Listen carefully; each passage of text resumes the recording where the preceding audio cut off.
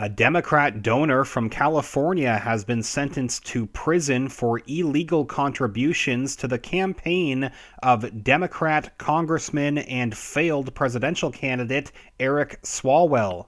And a nearly 4-year prison sentence ordered in a completely separate case going on with Boston Democrats. John Lynch, ex-Boston city official, sentenced to federal prison for taking more than $50,000 in bribes. The scandal has been a growing problem for Boston Mayor Marty Walsh, a Democrat who has been a frequent critic of President Trump. More than one of Marty Walsh's top aides have already stepped down in the wake of this investigation. First, look at the latest updates on this California donor just sentenced to prison for illegal contributions to Eric Swalwell's campaign. Eric Swalwell, of course, has been one of the loudest critics of President Trump, attacking the president by pushing the Russiagate narrative. In other interviews, Eric Swalwell has tried arguing that Democrats should not apologize for spying on Trump's campaign under Obama. Swalwell has already failed terribly in his bid to run against President Trump in 2020. He became the first 2020 Democrat to drop out of the race instead. President Trump mocked Swalwell for polling at 0% in the race. Then on Friday came this update that James Tong, the well-known East Bay real estate developer, was sentenced to prison for illegal Eric Swalwell campaign donations.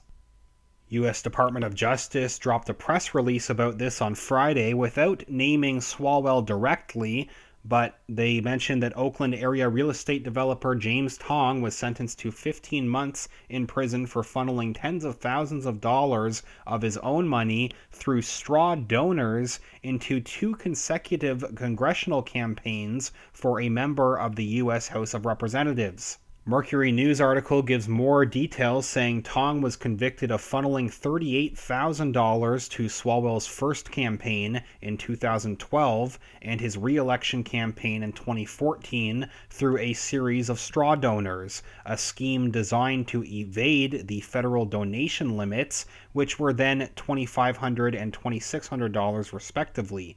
Tong provided envelopes of cash to his bank manager and other business associates, and then directed them to give the cash individually to people in the community, according to the Department of Justice. People then used Tong's cash to write their own checks to Swalwell's campaign. Quote, Tong leveraged financial obligations and the implied loss of business opportunities to induce his bank manager and business associate to distribute cash in the community to be donated, said prosecutors in a statement Friday. The list of straw donors included dozens of people, including at least one foreign national who wasn't eligible to make federal election donations. As part of the sentence, the judge found that Tong obstructed justice when he told his middlemen not to deposit cash he gave them. Tong was also sentenced to a 1-year period of supervised release and a $380,000 fine. Tong, a wealthy land developer, denied any role in the contributions. Swalwell testified that Tong had never asked him for any favors. After the verdict, the congressman said that he had first learned of the illicit contributions when the FBI contacted him in 2017 and would donate the funds to a local charity. Tong had pleaded no contest in 2017 to violating environmental laws by polluting a pond that provided habitat to the threatened California salamander. He was ordered to pay $1 million to conservation funds and set aside 107 acres of land to protect endangered species. During that investigation, authorities also found that Tong had forged a $3.2 million mitigation receipt related to environmental laws. So that's the first story I wanted to look at, with this Democrat donor being sentenced to prison in California. And there's a lot more interesting info with this completely separate case involving Democrats in Boston. John Lynch, an ex-Boston City official, has just been sentenced to nearly 4 years in prison for taking more than $50,000 in bribes. Again, the mayor of Boston, Marty Walsh, who is a Democrat, has desperately been trying to attack President Trump, maybe in an effort to divert attention away from this scandal and other issues that have developed under the mayor's watch. Some of the mayor's closest allies have already stepped down over the investigation. So this is just the latest big update with this case. John M. Lynch sentenced in Boston to serve 40 months in prison, 1 year of supervised release, forfeit $50,000, and pay restitution of $14,000. Prosecutors had recommended a 4-year sentence, saying that the former assistant director in the Boston Planning and Development Agency accepted $50,000 in bribes from a developer trying to get a key city approval. They say Lynch used his influence to convince a zoning board of appeals member to vote in favor of the developer's request. Prosecutors highlighted a photo they say shows Lynch accepting a bribe. U.S. Attorney comments, quote, "Mr. Lynch's conduct illustrates the kind of pay-to-play scheme that, if left unchecked, destroys government institutions and the public's faith in those institutions." In brief remarks, Lynch apologized to his family for embarrassment and shame, and to the city of Boston, he requested 30 months in prison.